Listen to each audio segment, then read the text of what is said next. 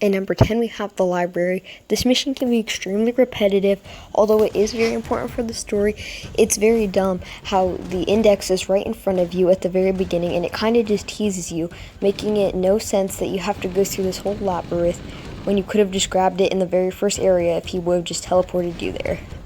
Although the mission can be fun in some parts, most of it is just extremely repetitive flood fighting. The rest is history. At number 9, we have keys. This mission is a lot like the library, where it will mostly having you be fighting through the flood. The flood, again, is very repetitive and is not fun to fight. Most of the level, you are simply going backwards through the Truth and Reconciliation, but with flood.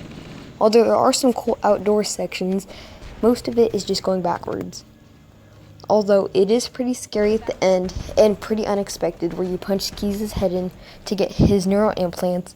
The rest of the mission is mainly repetitive, just like the library.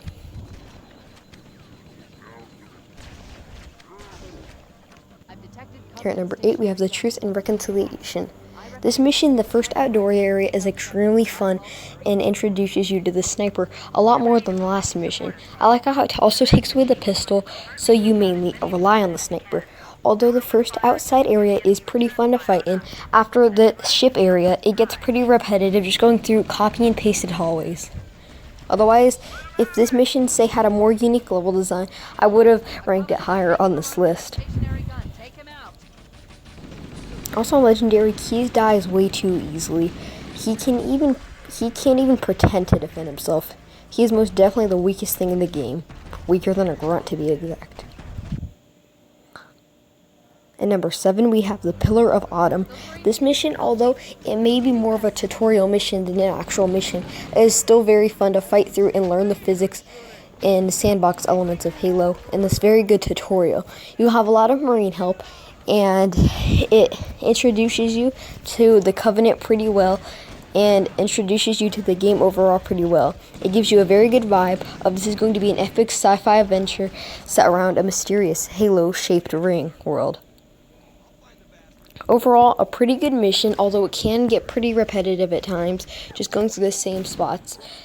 There is a spot where you spam grenades, and that's pretty good. You mainly use your AR and pistol, and you'll learn that the pistol is your number one weapon in the entire game, except for in later levels, but we'll get to that later.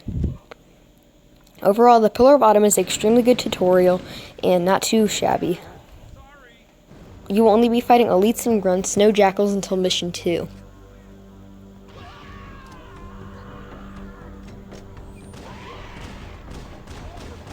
Although you do get grenades in this mission on the harder difficulties, you don't get them until very late in the mission on easier difficulties. But I mostly play on Legendary Heroic, so it's fine for me.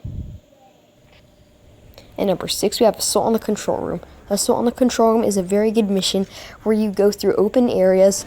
It has a little bit of something for everyone. Whether you like open areas, tank epic spots, or just going through simple corridor fighting, this mission has something for you. You fight all types of different Covenant, from normal elites to sword elites, to hunters, to grunts, to jackals. You fight every single enemy except for the Flood in this mission. The only enemies you don't fight that aren't Flood are the Spec Ops, elites, and grunts. Overall, a very good mission. First mission where you get the tank, and the only one in the game. The only repetitive parts are that little square room. 5, 2 betrayals. Assault on the Control Room's backwards counterpart is a lot better with the Flood and Banshees that you can actually use. You can use Banshees on Assault on the Control Room, but you're not very encouraged to. But on this mission, you're extremely getting to use these as much as you want. You get every weapon in the game, every vehicle in the game, with the exception of the tank. You also fight every enemy in the game, including the Flood. Although it may be backwards, it's still a very good mission with grand landscapes and gives you another sense of wonder. This was also the very first mission that I had ever played. So maybe a little bit of nostalgia points for that. At 4, we have 343 Guilty Spark. Although I would rank it higher, the inside of the level is extremely repetitive. Although with the story elements, and so creepy things like the disappearing man, the man who shoots at you with his pistol screaming about monsters and Flood, and all these sorts of different things is pretty scary. The rest of it is still pretty scary too. It just is a great story part, and with areas like this where there's blood on the walls, it provides a very good sense of fear, and it always makes me scared whenever I go to play through it. Please do not play through this on Anniversary. It was much better on the old graphics. At level 3 we have the Maw. The Maw is one of the best missions in all of Halo, with its epic ending in all of video game history. With the Warthog run, you get to experience. It's also the only Halo mission with a timer, meaning it is extremely. Although you are on the first mission backwards, the levels are so spread apart and you go into extremely different areas that it gives you a sense of being back where you were at the first start, giving you a bit of nostalgia. Also, since you visit so many other parts that weren't in the first mission, it hardly feels the same. You fight almost every enemy in the campaign here, and but you don't get to use any vehicles except for the Warthog. 2. Halo. Halo is the definition of a great mission. This is one of the greatest missions in all of Halo history. This is the very first mission where you get access to the Warthog, the sniper rifle, jackals, dropships, and a bunch of other stuff. This mission is great at giving you open. This mission is extremely great. This mission gives you almost every element of the sandbox, at least for the first half of the game.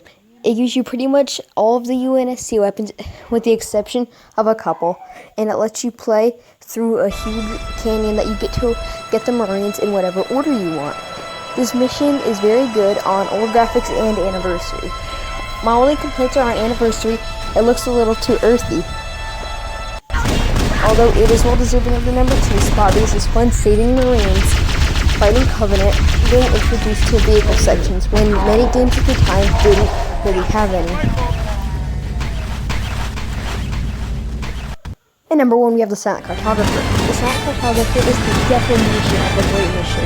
This mission has little bits of everything. There'd be like open island battles, corridor fighting. This mission has something for you. And no matter what, you will never get bored of exploring this island.